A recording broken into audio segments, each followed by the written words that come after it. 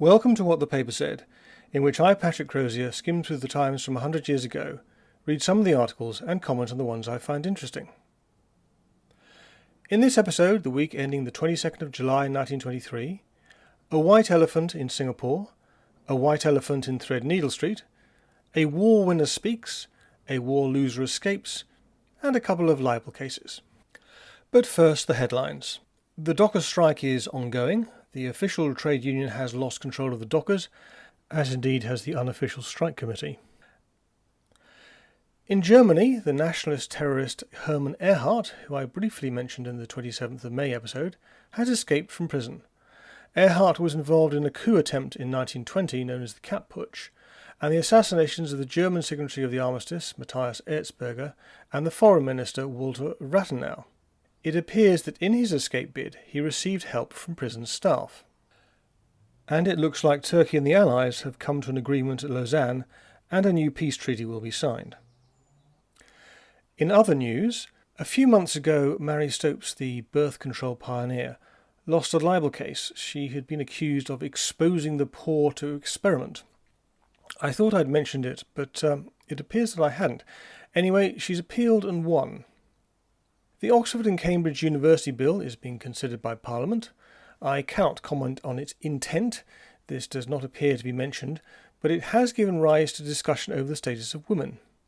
From what I can work out, a not infrequent problem, they can study, they can take exams, but they cannot become graduates of the university. In the 1st of April episode, I mentioned that anti-Jewish conspiracy theorist Lord Alfred Douglas was suing the Morning Post, a newspaper that was eventually folded into the Daily Telegraph, for libel. The case even saw Winston Churchill give evidence owing to his previous position as political head of the Navy. Anyway, the jury has found in favour of Douglas and awarded him a farthing in damages. I suppose it's one way of saying that you think the whole case is spurious. On Monday the 16th of July, the House of Commons finished the debate on capitalism that I mentioned in the 25th of March episode. A part of the new Louvain Library has been inaugurated. The original was destroyed by Germany at the outset of the First World War, with the loss of hundreds of thousands of irreplaceable books and manuscripts.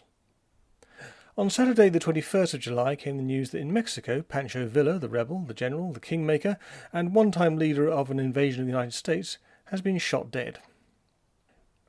And now for signs of the times. Last week I mentioned that interest rates had been raised from 3% to 4%. On Wednesday, a question was asked in Parliament about how much the government knew about this. The answer was nothing. In other words, the Bank of England was independent in much the same way as it is nowadays. There was a time when I was very much in favour of independent central banks. In the 1960s and 1970s, Britain had endless problems with inflation and a government-controlled central bank. Meanwhile, Germany had an independent central bank and very low inflation, and a successful economy. The Bank of England was made independent in 1997, and in 2008 we had the financial crisis, much of which I attribute to the actions of the bank. We would be better off without it. But who would issue the currency, I hear you ask? Other banks, as they used to. In a murder case reported on Saturday, the judge lamented the fact that the accused was allowed to take the stand. He argued that, until a quarter of a century earlier, that wasn't allowed on the basis that the evidence given by the accused, who would after all be on trial for his life, could not be relied upon. On Saturday, a trader was convicted of selling milk that had too low a fat content. It would appear that semi-skimmed milk was not yet a thing.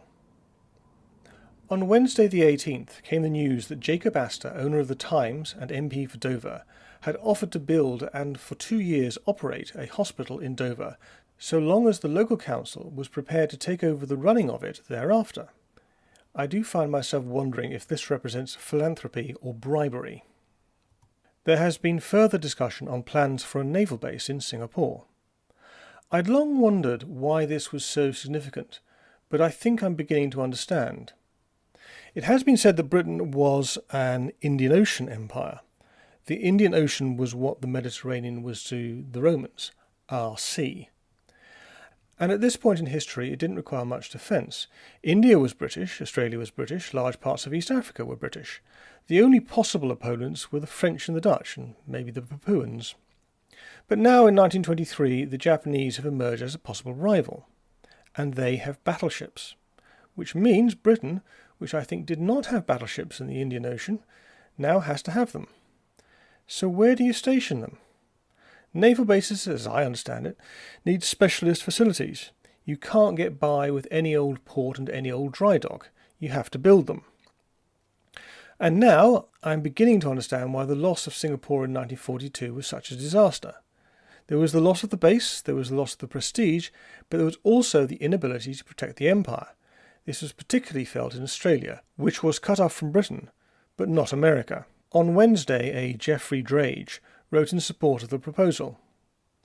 On Saturday, Admiral Percy Scott, scourge of the battleship, whom I mentioned in the 3rd of December episode, replied, "Surely the main argument as regards the necessity of docks at Singapore large enough to take the battleships that we are now building of 35,000 tons each, and that is really the only question at issue, is if we are at war with Japan, how are our battleships going to get to Singapore, and what are they going to do when they get there?" Well, I can answer that, Percy.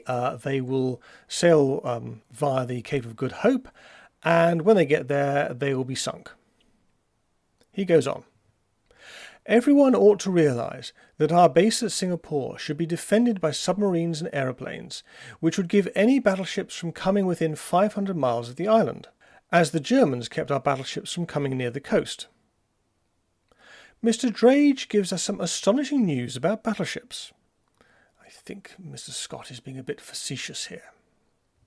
"He tells us that their existence has been threatened by new weapons, such as the torpedo, the mine, and aircraft, but that their construction has been developed so as to meet the threats of these weapons with success.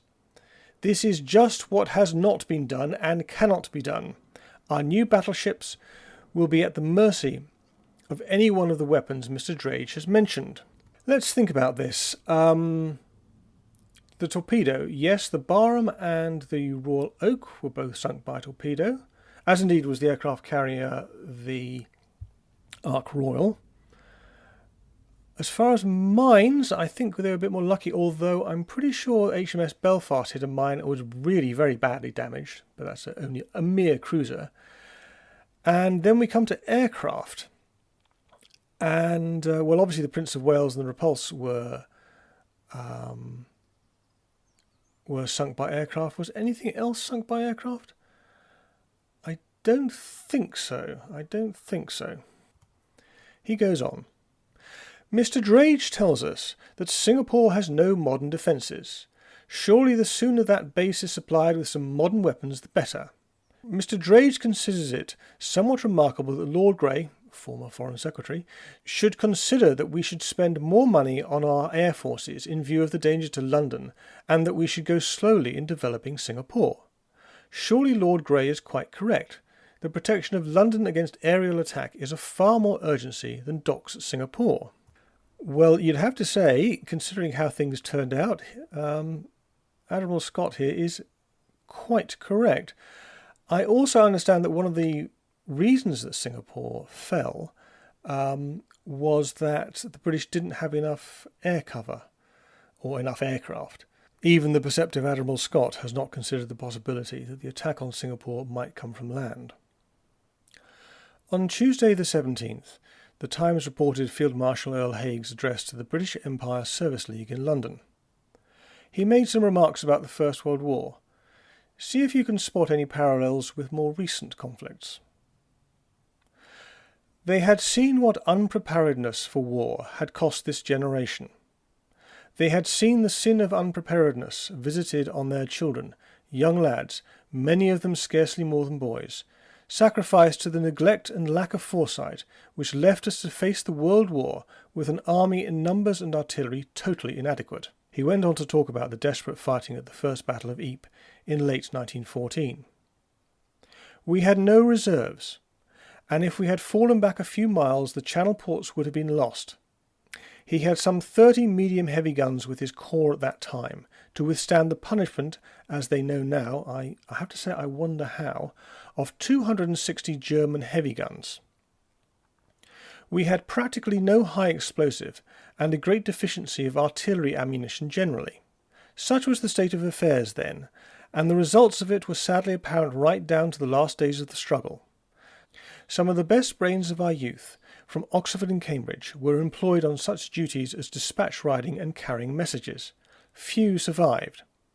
Public school battalions, sportsmen's battalions, and such like absorbed in their ranks men who in civil life were leaders and should have been officers in war. Later we felt their loss, when during long years of war thousands of men died because they and the officers who led them had had insufficient time for training. The parallels with Ukraine are striking. Not ready for war? Check. Insufficient artillery? Check. Men with useful skills not being given a chance to use them? Check. Insufficient training? Check. Anyway, that's all for this week. I aim to have something up next week, but I promise nothing.